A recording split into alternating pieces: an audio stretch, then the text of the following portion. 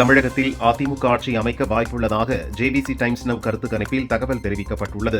அதிமுக 128 முதல் 147 இடங்களும், திமுக 75 முதல் 95 இடங்களும், தாவேக 8 முதல் 15 இடங்களிலும் வெல்ல வாய்ப்புள்ளதாக தெரிவித்துள்ளது. தேர்தலுக்கு பிந்தைய கருத்து கணிப்பில் பாரதிய ஜனதா அஸ்ஸாம், மேற்குவங்கம் மற்றும் புதுச்சேரியில் ஆட்சியை கைப்பற்றும் என தெரியவந்துள்ளது. முதன்முறையாக மேற்குவங்கத்தில் பாரதிய ஜனதா ஆட்சியை கைப்பற்ற உள்ளது. இந்திய சுதந்திரத்திற்கு பின் முதல் மற்றும் இரண்டாம் கட்ட சட்டசபை தேர்தலையும் சேர்த்து ஒட்டுமொத்தமாக 92.47% வாக்குப்பதிவு நடைபெற்று மேற்கு வங்கம் வரலாற்று சாதனை படைத்துள்ளது. அதிகபட்சமாக கடந்த 2011 அம்மாநிலத்தில் 84.72% வாக்குப்பதிவானதாக தேர்தல் ஆணையம் தெரிவித்துள்ளது.